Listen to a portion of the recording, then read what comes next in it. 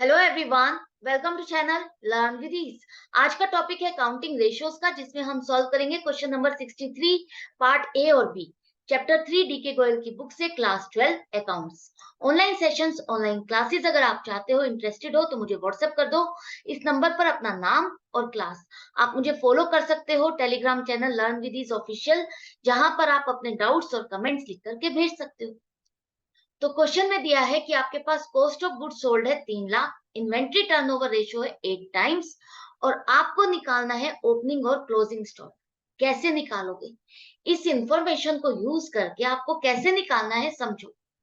आपके पास inventory turnover ratio है, जिसका formula cost of goods sold और average stock upon average stock होता है।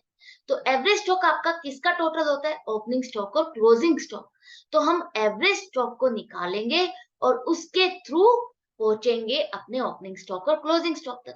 लेकिन यहाँ पर आपके पास एवरेज स्टॉक नहीं है, आपको कैलकुलेट करना होगा। कैसे करोगे? Cost of goods sold 3 lakh है, इन्वेंट्री टर्नओवर रेशियो 8 टाइम्स है, तो एवरेज स्टॉक आपके पास नहीं है, तो हम एज्यूम कर लेते हैं एक्स। बाकी सारी इंफॉर्मेशन अब आप इस फॉर्मूले में फीड कर दो। तो इन्वेंट्री टर्नओवर रेशियो 8 है is equal to cost of goods sold 3 lakh है अपॉन एवरेज स्टॉक आपने एक्स एज्यूम किया है, तो एक्स लिखो। क्रॉस मल्टीप्लीकेशन से इसे सॉल्व करोगे तो आपके पास आ गया है एक्स की वैल्यू 37,500, एवरेज स्टॉक 37,500 आ गया, जिसका मतलब है आपके ओपनिंग स्टॉक और क्लोजिंग स्टॉक का जो टोटल है उसका हाफ एवरेज स्टॉक 37,500 है। इसका मतलब दूसरा क्या निकलेगा कि इसका मतलब है opening stock plus closing stock आपका जो होगा वो इस अमाउंट का डबल होगा, मतलब कि 75,000। उन दोनों का टोटल कितना होना चाहिए? 75,000। तो अब देखो कैसे सॉल्व करेंगे इसको। आप मान लो यहाँ पर आपको जो इंफॉर्मेशन दी है उसके अकॉर्डिंग क्या कह रहा है वो, कि आपका जो क्लोजिंग स्टॉक है उससे आपका ओपनिंग स्टॉक जो है वो 2 गुना ज्यादा है। मतलब जितना आपका क्लोजिंग स्टॉक है वो तो है ही, उसका 2 गुना ज्यादा और अगर आप मिला दोगे तब आपका ओपनिंग स्टॉक मिलेगा। यहाँ पर लैंग्वेज को रीड करो, ध्यान से समझो। यहाँ लिखा है inventory at the beginning is 2 times more than inventory at the end. ये नहीं लिखा 2 टाइम्स ऑफ। ऑफ लिखा होता तो हम सीधा सीधा उसको 2 से मल्टीप्लाई कर देते, लेकिन ये लिखा है 2 टाइम्स मोर देन, मतलब कि जितना क्लोजिंग स्टॉक है वो तो है ही, उससे 2 गुना और ज्यादा। तो अब आप मान लो क्लोजिंग स्टॉक आपका एक्स है, तो ओपनिंग स्टॉक क्या होगा?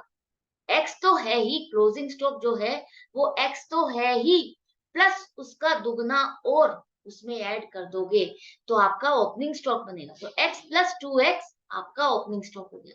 तो अब इस फॉर्मूले में आप फीड कर दो एवरेज स्टॉक आपके पास 37,500 is equal to opening stock x plus 2x plus closing stock x upon 2।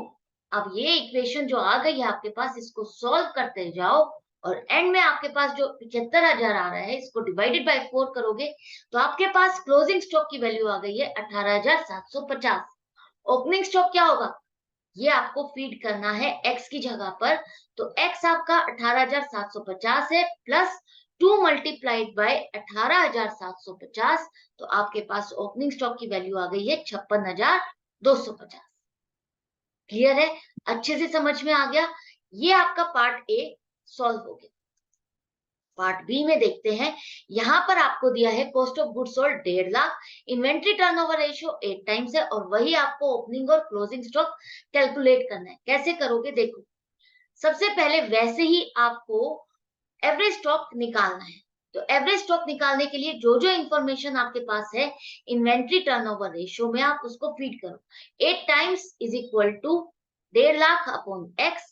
इसको क्रॉस मल्टीप्लीकेशन से सॉल्व करते तो आपके पास एवरेज स्टॉक की वैल्यू आ गई 18,750। क्लियर है? अब यहाँ पर आपको कहा गया है कि आपका जो ओपनिंग स्टॉक है वो 1.5 गुना ज्यादा है क्लोजिंग स्टॉक से।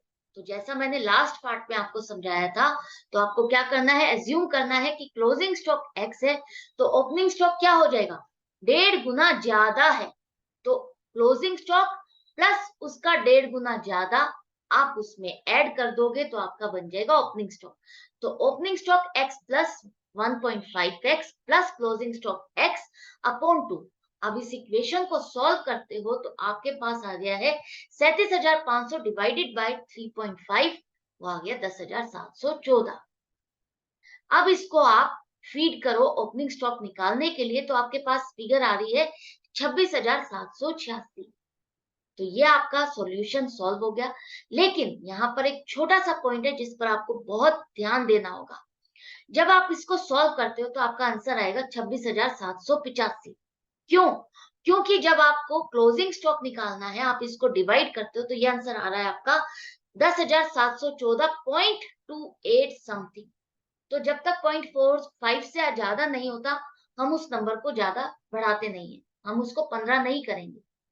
तो जब आप इसको कैलकुलेट करोगे तो तब आपकी कैलकुलेशन में वो डेसिमल आपका ज्यादा हो जाएगा, तो आप उसको यहाँ पर 86 लोगे।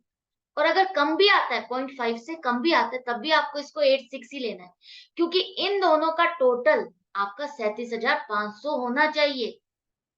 अगर आपका 37,500 टोटल नहीं आता तो आपका रोंग हो जाएगा। अगर आपने इसको 26,785 लिख दिया तो टोटल क्या बनेगा? 37,499, जो कि रोंग हो गया। तो आपको हमेशा क्वेश्चन को चेक करना है, एंड में टोटल करके डेफिनेटली देखना है कि टोटल सेम आ रहा है या नहीं, क्योंकि जो डेसिमल वाले केसेस हैं उन केसेस में ऐसा हो सकता है, ये प्रॉब्लम हो सकती है। तो आपको ध्यान देना है, ये 10,714 है, तो यहाँ पर अगर 26,785 आ रहा है तो आपको चेक करना है, आपको उसको 10,714.28 से मल्टीप्लाई करना है, क्योंकि यहाँ पर भी 10,714.28 प्लस 1.5 गुना इसका, तो वो भी कुछ और आएगा, तो वो आपका डेसिमल 0.5 से ज्यादा ही आएगा। तो आपको यहाँ पर 26,786 लिखना है। क्लियर है? आई होप आपको अच्छे से समझ में आ गया है। मैं मिलूंगी आपसे नेक्स्ट वीडियो में नेक्स्ट क्वेश्चन के साथ, लेकिन आपको बने रहना है मेरे साथ, अपनी प्रैक्टिस जारी रखनी है। Good bye and take care.